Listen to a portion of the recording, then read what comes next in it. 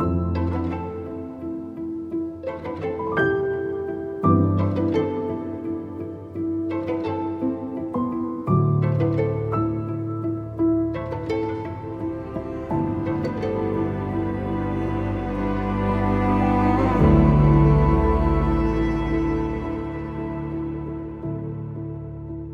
want to talk to you today about roots. And in particular, what is your mind rooted in? What thoughts are going to feed your mind and generate your emotions? What would you like to be rooted in?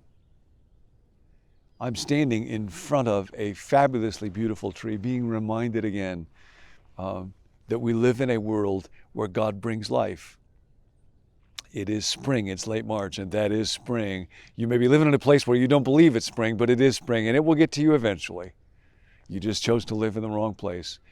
Often, writers in Scripture who would spend long time looking at tree and meditating on them, that's a good thing to do, on their beauty and life and health. And they would say, a person can be like that. So Psalm 1, this great piece of wisdom that lies at the beginning of this great prayer book, talks about the blessed person, the wise person, is somebody who is like a tree planted by the rivers of water. Jeremiah chapter 17 uses exactly the same image, and Jeremiah says, and that tree sends out its root by the streams so that it can be constantly taking in nourishment. And as the writer of the first Psalm develops that, he says that's like a person whose mind is rooted in the right thoughts. That person meditates. Now that can be a word that can sound odd or monastic or a little foreign to us, but it just simply means a mind that is ruminating on the right stuff, that is thinking over, reflecting, musing, pondering, delighting in thoughts of goodness and truth and courage and beauty. And that could be your mind. Now, an alternative to that, Jesus talks about this in one of his parables, again, taken from his observation and reflection on nature. He says sometimes there can be a seed that has potential for life and for growth and for fruit, only it gets thrown on rocky ground where the soil is real shallow. And so there's a quick burst of life, but when the sun comes out, that life withers because it has no root. If my life is shallow, then what will happen is my circumstances will dictate my emotion, and my emotion will dictate my life, because emotion is so powerful. So now you can think for a moment, how are you feeling today? What are you feeling today? And then what will we do with that? How can we be rooted in something deeper than our circumstances? Emotions will pull us away from this. This is from Dallas Willard's book, Renovation of the Heart, as we walk together on this journey of Lent towards the crucifixion, towards the resurrected Jesus, towards death to all that is ignoble and unworthy in us. Dallas Wright, page 124. A lot of the great power of feeling over life derives not just from the fact that feelings touch us or that they move us, but from the fact that they creep over into other areas of our life. They pervade. They change the overall tone of our life and our world. They spread like an unstable dye or a viral form or a yeast. They may take over all else in us, even that to which they have no relevance. Things and people around us then look different, take on a distinctive tone or meaning, and that can determine the tendency and the outcome of an entire life. So that whatever emotion that I'm in, if I'm gripped by anger, or if I'm gripped by fear, the way you look to me, the way this circumstance looks to me, the way that this sentence gets interpreted by me will become different, because I am looking not at reality as it is, but through the lens of this very powerful and mind-gripping emotion. Feelings are that way. Dallas goes on, this explains why it is so hard to reason with some people. Their very mind has been taken over by one or more feelings and is made to defend and serve those feelings at all costs. Now, if you find yourself hearing these words and thinking, I know somebody that is hard to reason with. Man, they need to hear these words. You are thinking about the wrong person. It's not them. It's you. It's me. We are all in this boat. We are all in the boat where we are tempted to be rooted in circumstances and dominated by the consequent emotions. Dallas writes, here, for example, is a woman, could have just as easily been a man, who has taken in the thought that she has been treated unfairly for years in her marriage and her job. Of course, we've all experienced that. Rather than sensibly addressing the circumstances, because we don't want to repress or suppress or ignore or deny. When we're aware of injustice, we need to find out what's appropriate action, ask for the courage to take it, and then to let go of that thought when it ceases to lead to productive action. Rather than doing that, she receives it, welcomes it, and broods over it. You ever brood? I do. For years, developing a tremendous sense of injustice and outrage. And notice this, which she also welcomes and cultivates with the aid of sympathetic friends. Sometimes we think no matter what, it's always helpful to talk with other people about something. Fascinating, Dallas wrote this. There's been research on anger and how if you talk about it with the wrong people in the wrong way, you end up just rehearsing the reasons for your anger, and it actually reinforces anger problems. The root of bitterness, there's that word again. We can send down roots into bitterness. This is from Hebrews 12, verse 15. This root of bitterness, because we'll be rooted in something.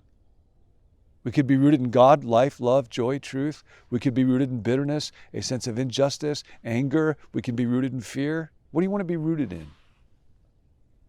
This root of bitterness gradually spreads over her whole personality. This is a lost soul, seeping deeply into her body and her soul. It becomes something you can see in her bodily motions and actions, and hear oozing through the language she uses. It affects her capacity to see what is actually going on around her, to realize what she is actually doing, and to think thoroughly and consistently. She is in what Bob Mumford has called the prison of resentment, although she thinks she is perhaps for the first time acting freely. And emotion does that. It traps us in bondage and enslavement at the same time that it creates the illusion of liberation and freedom because the feeling is so intense. Dallas talks about how that happens not just at the individual level, but it can take over entire social groups and blind them. And we're watching with horror as that happens to some extent right now in Ukraine. It's always happening on a collective level in our world. Can happen in families, can happen in churches. Feelings can be successfully reasoned with. I love this, can be corrected by reality only in those who have the habit and are given the grace of listening to reason, even when they are, just had to greet someone who's leaving. That was my wife. Even when they are expressing violent feelings or in the grip of them. A feeling of sufficient strength may blot out all else and will invariably do so in one who has not trained him or herself or been trained to identify, to be critical of, to have some distance from his or her own feelings. Combined with a sense of righteousness, strong feeling becomes impervious to fact and reason. Once Oliver Cromwell, sitting in the midst of his bickering brethren, blurted out these wise words, "I beseech ye, brethren, by the bowels of Christ, believe ye may be wrong." We talked about that word bowels in the ancient world. Even in Cromwell's time, the idea of deep emotion was that it was located in your guts, in your bowels. And bowels of mercy, bowels of compassion, the bowels of Christ, the tender mercy of Christ. Believe the possibility that this feeling, which is so pervasive right now, might not be true. I might be wrong. One's feeling of righteousness does not mean he is right, and actually should alert him to be very cautious and humble.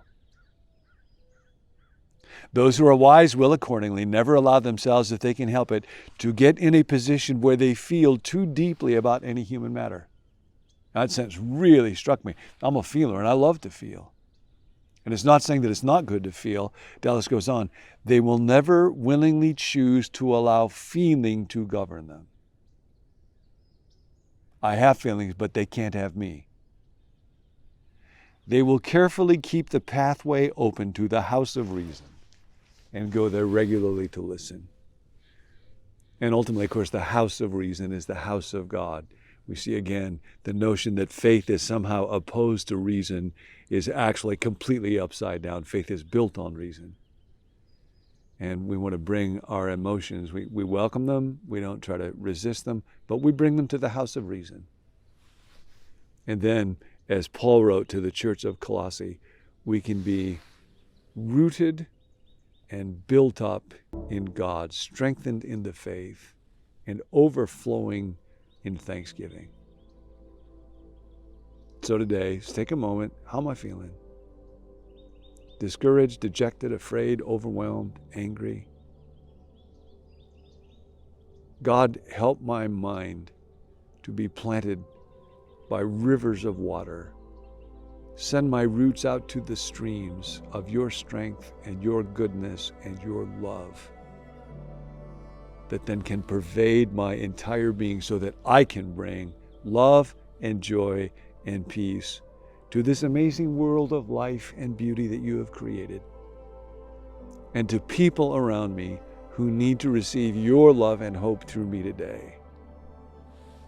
Let me be rooted in you. See you next time.